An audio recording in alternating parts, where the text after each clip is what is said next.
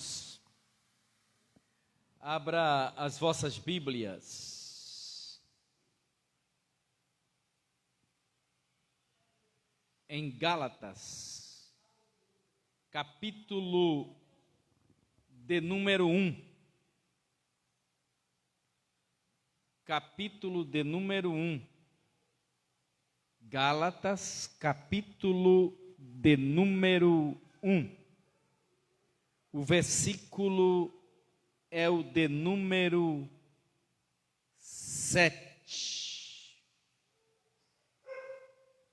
Gálatas, capítulo de número 1. O versículo é o de número 7. Encontraram?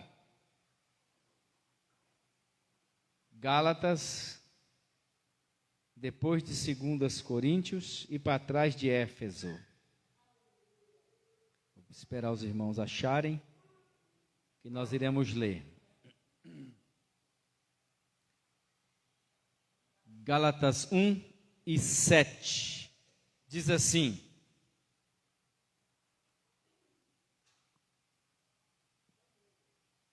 o qual não é outro, mas há alguns que vos inquietam e querem transtornar o Evangelho de Cristo. Eu quero ficar com essa palavra, os que querem transtornar o Evangelho de Cristo. Amém? Podeis assentar-vos? Meus amados e muito queridos irmãos, eu tenho meditado na palavra do Senhor e como a gente procura ficar sempre com o que está escrito, a palavra de Deus. E nesta oportunidade eu quero trazer uma palavra aqui, que alguns, por certo, estou transmitindo pelas redes sociais, também podem questionar e podem até querer reprovar. Mas eu quero trazer uma palavra contradizendo algumas coisas que a gente ouve pelas redes sociais, pessoas que têm um título de grandes pregadores, até de grandes teólogos, né? E eu vejo os irmãos às vezes ficam compartilhando alguns vídeos e algumas mensagens me mandam, e na verdade eu procuro ficar naquilo que aprendi, na palavra de Deus. Existe hoje aí duas correntes, né? O calvinismo, arminianismo, são correntes teológicas, e eles ficam brigando com estas coisas e trazendo conversas que não edificam, que não produz fruto, que não traz bom resultado, e alguns pregando heresias, e até negam o Evangelho de Cristo. Não tem muitos dias, meses atrás, ano, nós vimos aquele grande homem que pregou muito, e muitos estudos, Ed Renekiewicz. Ele disse que a Bíblia está descontextualizada, e era necessário atualizar a Bíblia. Meus amados, coisas absurdas. Graças a Deus que a Convenção Batista reuniu lá e tratou do caso dele. Recentemente agora, né, vocês viram ali, o pastor Marco Feliciano foi infeliz em uma das suas expressões, de ele dizer que a Bíblia não é a palavra de Deus, mas contém a palavra de Deus, uma coisa mais ou menos assim. E pelo que eu entendi, houve nele um equívoco na hora da mensagem, e após ser questionado, ele gravou agora um vídeo retratando, dizendo: não, irmãos, fui infeliz, não foi certo o que eu disse. Parabéns para ele que reconheceu o seu erro. Parabéns para ele que reconheceu o seu erro, porque a Bíblia, ela é a palavra do Deus eterno. Toda a Escritura é divinamente inspirada e proveitosa para o ensino e correção na justiça. A palavra de Deus é insubstituível. O Evangelho de Cristo não precisa de modismo e nem de mecanismo. O Evangelho de Cristo é o poder de Deus manifesto aos homens para trazer a salvação. Nós não precisamos inventar histórias ou histórias, arranjos. Hoje algumas igrejas por aí vivem de revelação, né? É uma revelação barata, é porque Deus me disse isso, é porque Deus me mostrou aquilo, é porque Deus mostrou aquilo. São um bando de mentirosos, irmãos. Pessoas que não têm mais vergonha, que vingam no povo. E o pior, que tem uma raça de gente, e não poucas, que gostam de ser enganado. Porque vai lá ouvir mentira e depois fica, que Deus falou comigo, mas não está cumprindo. Se Deus falou, cumpre, irmão. Quando Deus fala, cumpre. Deus tem compromisso com a sua palavra. Deus é Deus que Ele não deixa a sua palavra cair por terra. Agora sim, um bando de charlatões, mentirosos, falsificadores do Evangelho, manipuladores de operação do Espírito Santo, estão te enganando, esta é a verdade. E aí as pessoas ficam nesta ilusão. O povo gosta de ouvir mentira, ok? E eu não estou aqui desaprovando o Evangelho de Cristo na questão da operação do Espírito Santo, não. Eu creio piamente no ministério do Espírito Santo, nos dons espirituais. E eu sei que Deus fala no meio da igreja, eu sei que Deus usa os seus servos, eu sei que Deus usa aqueles que dedicam, mas quando Deus usa, faz diferença. Não é essa mesmice por aí, é umas pessoas com revelação barata, é tanta coisa, a vida desconcertada, a vida bagunçada, e fica com tanta coisa, é porque Deus mostrou isso, é porque Deus, 20, 30, 40 revelação num culto só, isso é mentira, irmão. E o cara é um pilantra, e os que vai lá ouvir esse cara é uns babaca, que não conhece a Bíblia, que não conhece o Evangelho de Cristo, ok? E então, a Bíblia Sagrada, ela é insubstituível. Não precisamos de arranjos. Ela por si só é poderosa. Uma das coisas que eu vi recentemente, primeiro, que vivem bombardeando, questão do dízimo. Quero dizer a vocês aqui nunca ouviram eu obrigar ninguém a entregar o dízimo.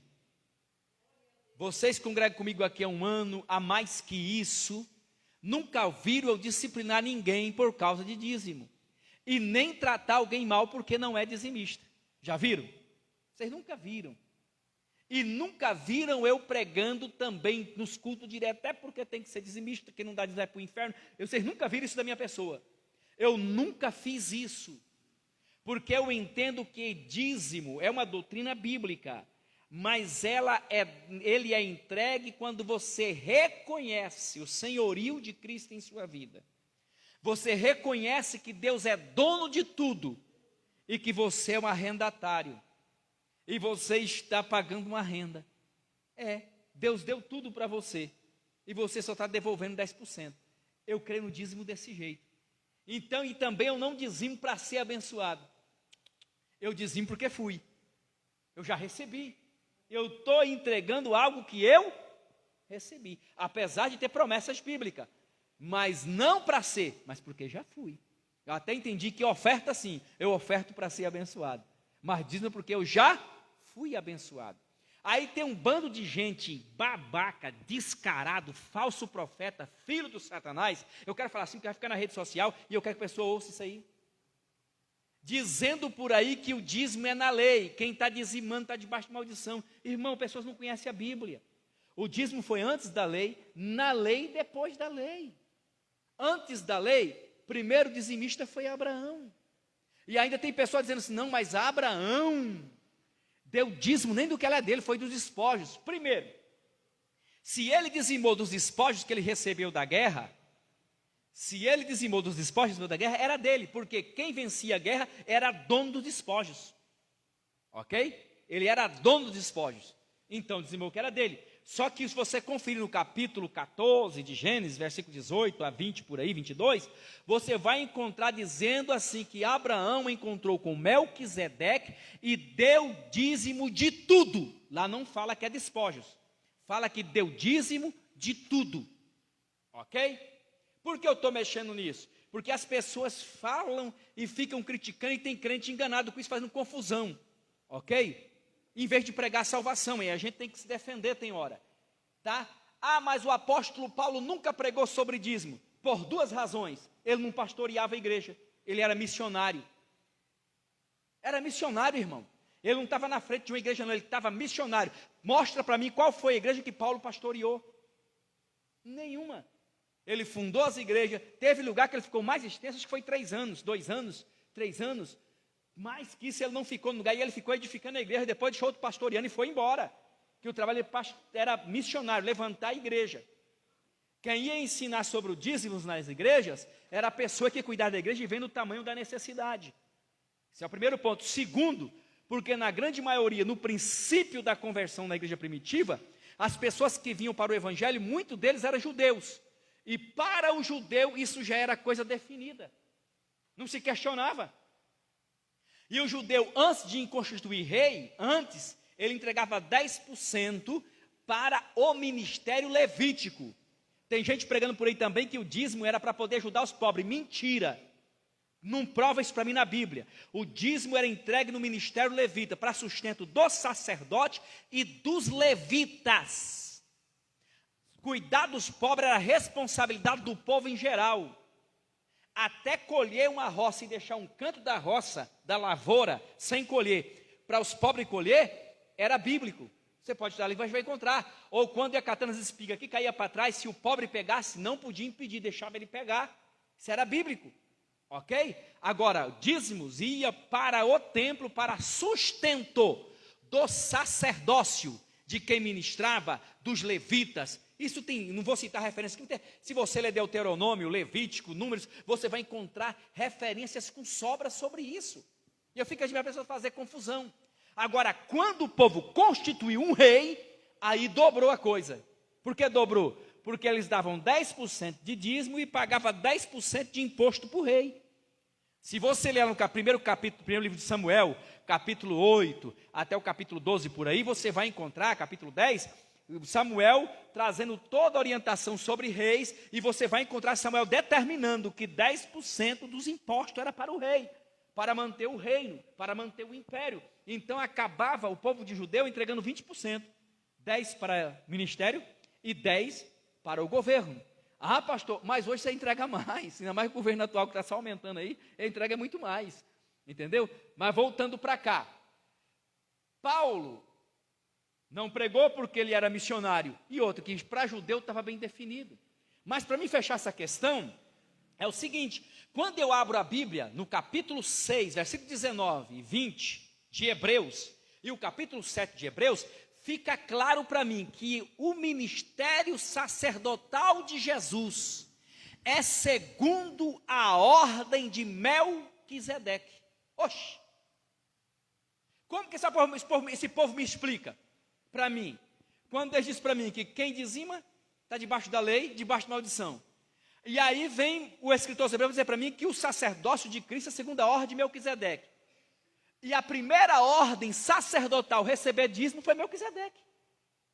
Então, se o ministério de Jesus é segundo a ordem de Melquisedeque, então está incluso o dízimo, porque é a ordem sacerdotal da qual Jesus pertence e da qual nós pertencemos. Inclusive, eu estou pregando isso aqui na igreja que pastoreio, poucos que somos, mas não é aqui para poder fazer terror ninguém sobre o dízimo e obrigar ninguém, porque eu sei as pessoas que são dizimistas fiéis. E nunca briguei com ninguém por causa de dízimo, e nunca obriguei ninguém. Mas agora, negar o que está na Bíblia é pecado. Negar o que está na Bíblia é coisa do Satanás, do adversário. Ok? Então, a ordem sacerdotal de Jesus, segundo a ordem de Melquisedeque. E Melquisedeque foi o primeiro sacerdote a receber dízimo. Amém? Segunda questão que eu quero falar com os irmãos nessa noite, sobre o Evangelho, observe que estou falando que a Bíblia está escrita, é a Bíblia. Na segunda questão do Evangelho aqui, é a questão da salvação. Nós somos salvos pela pessoa bendita de nosso Senhor Jesus Cristo. Agora, se perguntar para mim, por que eu sou salvo? Porque um dia eu decidi entregar minha vida a Cristo. Sim ou não? Está errado isso? Está errado? Se eu decidi, se eu tive que decidir, eu tenho um poder de decisão, sim ou não? Se eu tenho um poder de decisão, então eu tenho o direito de escolha. Eu posso muito bem escolher servir a Deus ou não. Quando você vai para o Antigo Testamento, o profeta está dizendo, olha, põe diante de vós o caminho da vida e o caminho da morte. Tem um lugar que o profeta fala, escolhei o caminho da vida para que vivais. Jesus falou em Mateus 7,13, porfiai entrar pela porta estreita, porque espaçoso e largo é o caminho que conduz à perdição, e muitos são os que entram por ele. Ei, se tem dois caminhos, tem um estreito e tem um largo, e eu tenho o direito de escolher um dos caminhos, eu tenho um livre arbítrio sobre isso. Eu tenho um poder de decisão sobre isso, meu irmão. Eu escolho o caminho largo ou o caminho estreito, é a escolha minha. Deus não me obriga. Ah, não, mas o homem não é livre porque o homem se tornou escravo do pecado. Sim, ele se tornou escravo do pecado justamente por Deus ter dado a ele o livre arbítrio. Ele teve o direito de escolher. E quando ele escolheu, ele pecou. E o pecado o escravizou. Mas eu hoje tenho o direito de escolher aquele que me perdoa e liberta-me do pecado. Sim ou não? Aí vem um camarada pregar para mim que quem nasceu salvo está salvo. E quem nasceu condenado está condenado. Isso é mentira. Ninguém nasce salvo. Se for olhar para o estudo bíblico, todo mundo nasce condenado. Todo mundo. Agora, entendo sim, foi difícil para mim absorver isso. Eu entendo sim que um ser humano no estado de inocência, ele não está condenado por causa que ele é pecador, mas não é praticante. Aí eu entendo dessa forma hoje, com muita dificuldade, com alguns teólogos instruindo. Entendo. Mas o ser humano, depois que ele aprendeu a discernir a lei da razão, o que é certo, o que é errado, ele é cúmplice dos seus erros. Ele é cúmplice dos seus atos. E ele responde pelos seus pecados diante de Deus. Romanos 10,14. Está escrito, diz o Senhor, por minha vida, todo joelho, 14, 10, 12 por aí, de Romanos, todo joelho se dobrará diante de mim, e toda língua confessará o Senhor, e cada um dará conta de si mesmo. Então eu sou responsável pelos meus atos. E o ser humano nasce debaixo do pecado. Desde o ventre o ser humano é pecador. E o ser humano não é pecador porque ele escolhe pecar, não, é porque ele nasceu pecador. Ele nasceu pecador. E quando ele cresce, ele vai pecar porque o pecado está na natureza dele. Porém, ele tem direito de escolher de fugir do pecado. Tem. Aí ele tem. De procurar quem perdoa o seu pecado. De rejeitar o pecado. E se ele tem esse direito de rejeitar o pecado e de fugir do pecado, e de fazer uma escolha daquele que perdoa ele, então ele não é obrigado a viver no pecado. Ele tem livre, de uma forma, o calvinista diz que é regência, né? Livre regência. Tá, mas os mesmos que diz, fala assim, que uma vez salvo, salvo para sempre. Prego que eu aceitei Jesus e eu me tornei salvo. Pronto, estou salvo para sempre. Isso é mentira, isso é doutrina satânica. Um pastor, um teólogo tinha que ter vergonha de pregar isso. Infelizmente eu vi Hernando Dias Lopes falar isso num vídeo esses dias. Me mandaram para mim e falei, é heresia. Porque salvação se perde, irmão. Eu tenho que zelar da minha salvação. Salvação é algo precioso que eu encontrei, abro mão de tudo e seguro. Porque tem alguém querendo roubar a minha salvação. Tem alguém querendo roubar a minha salvação. Tem gente pregando por aí dizendo o seguinte, não, você é salvo, você pode adulterar, aprontar o que aprontar. A salvação você não perde. Isso só prejudica o seu caráter. Isso é conversa de Satanás. Os adúlteros, os bêbados, os afeminados, os ladrões, os roubadores não herdarão o reino de Deus. 1 Coríntios capítulo 6, versículo 9, 10. Ei, Paulo, 1 Coríntios 5 e 11. Olhe entre vós esse que diz ser cristão e vive na bebedeira, nem coma com os tais. É a Bíblia que está dizendo, irmão. Aí vem uns camaradas pregar para mim, dizer que eu posso fazer tudo, já estou salvo, não vai prejudicar na minha salvação, pode até prejudicar o caráter, mas salvação não, perde salvação sim senhor. Apocalipse 3 e 11, venham sem demora, guarda o que tens, para que ninguém tome a tua coroa. Segundo Pedro 2, 18 a 20, aquele que provou os dons celestiais de Deus e volta à prática diante, é semelhante ao cão que volta ao vômito. Ou a porca lavada ao espojadouro de lama. Apocalipse capítulo 3, versículo 5, 4, 5, 6 por aí. Você vai encontrar dizendo, tens contudo em Sardes algumas pessoas que não contaminaram as suas vestes. E comigo andarão de branco porquanto são dignas. E eu não riscarei o seu nome do livro da vida, e os apresentarei ao Pai e aos seus anjos. Ei, com essa palavra, dá-me o entender o quê? Que quem estava com a veste contaminada era riscado do livro. Aí vem o cara, não, Deus fez uma coisa, não desfaz. Deus te dá salvação, você alcançou, provou. Se você a rejeita, Ele te exclui, Ele te deserda.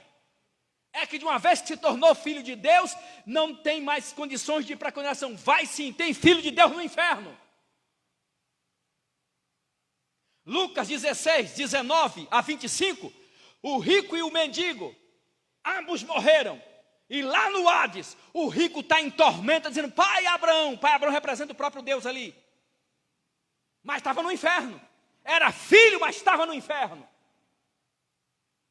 Eu tenho que cuidar da minha salvação, senão eu perco ela. Eu preciso lutar pela minha salvação. E o que faz eu perder a salvação é viver na prática do pecado. Quem vive na prática do pecado perderá sim a sua salvação. Hebreus capítulo 6. Lê do versículo 1 até o versículo 4, 5, por aí você vai encontrar dizendo que aqueles que provaram os dons celestiais, provaram as bênçãos de Deus e levaram o Cristo de volta ao vitupério, é impossível que outra vez seja recuperado. A Bíblia está dizendo de pessoas que provou, de pessoas que participou, e é impossível ser recuperado.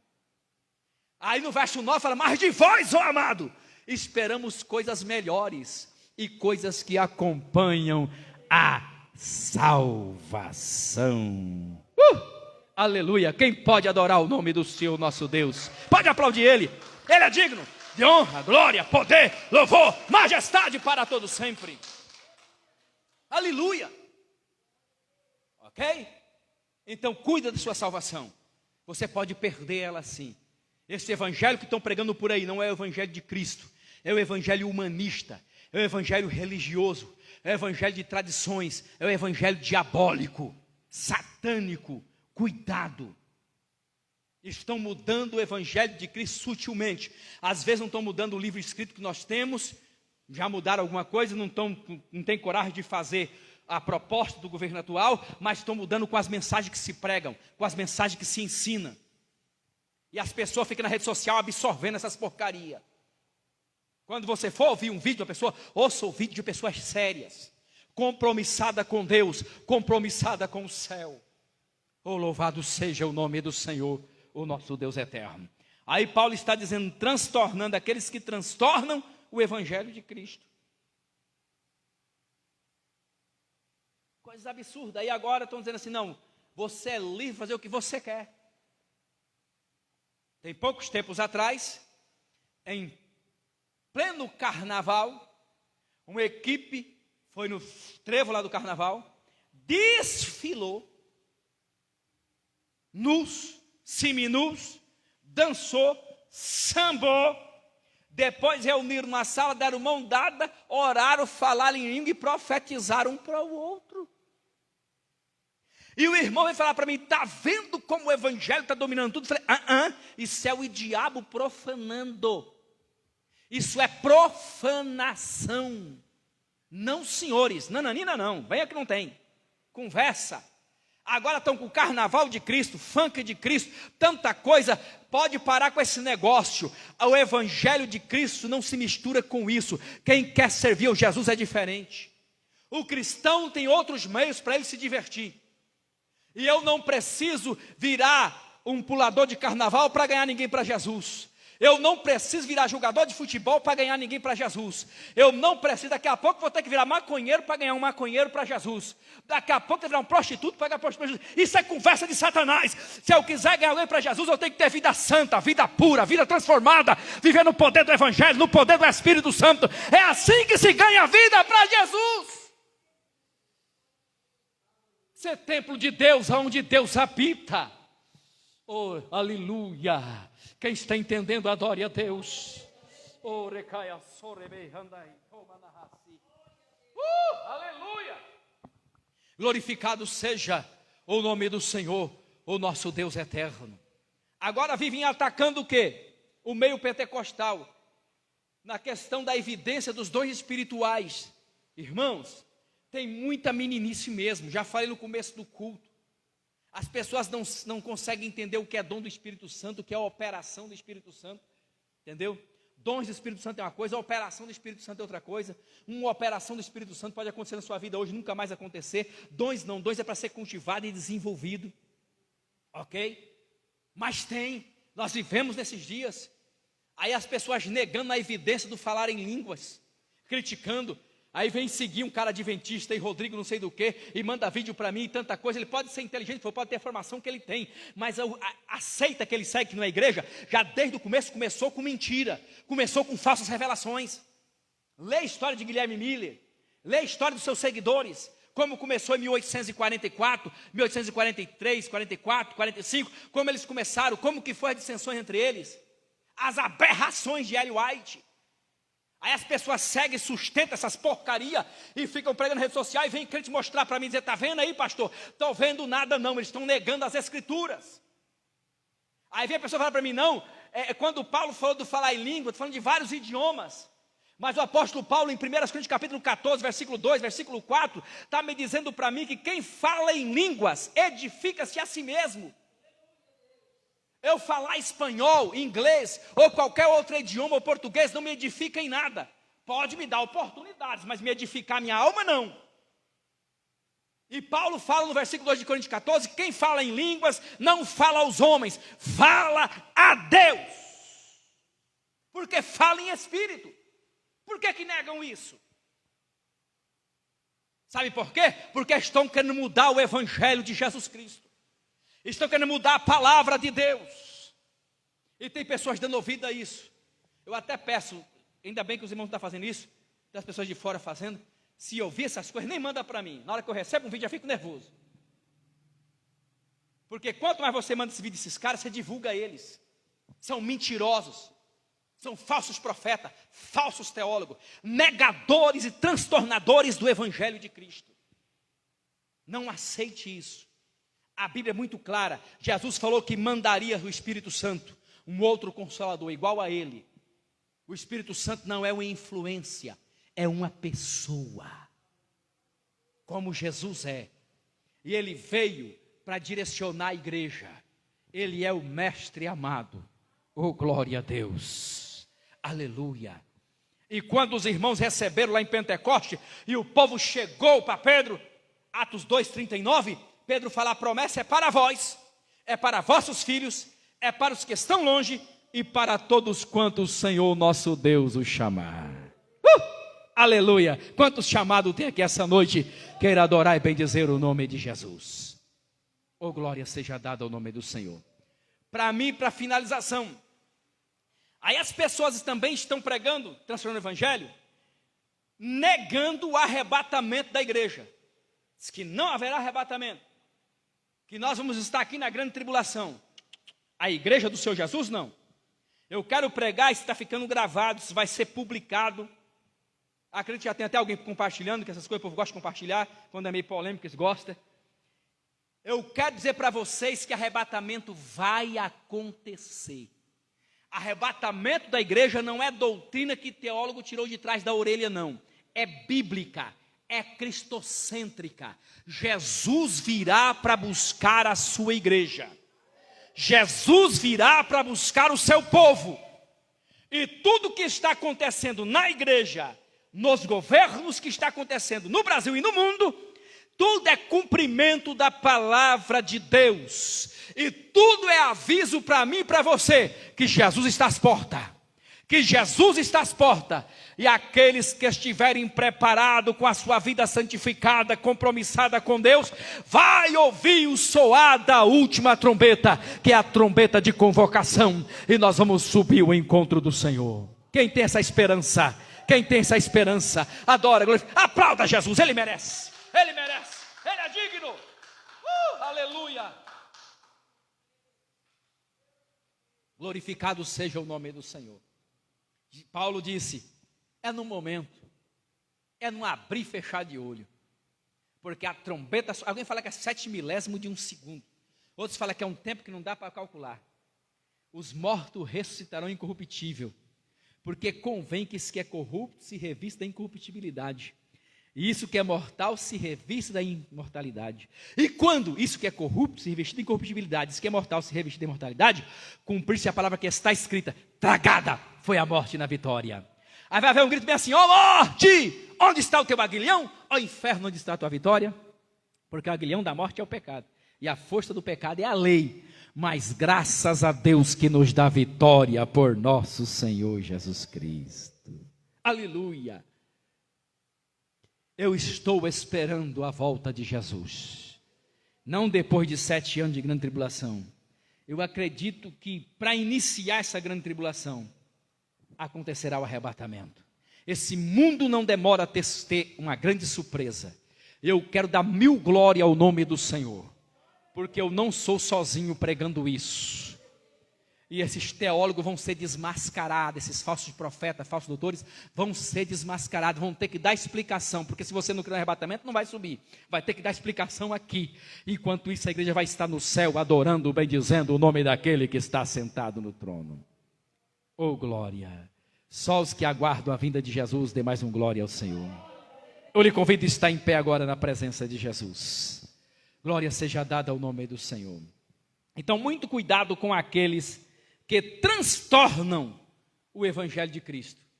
Legalistas, mentirosos, põe tanto peso sobre a igreja, tantas coisas absurdas.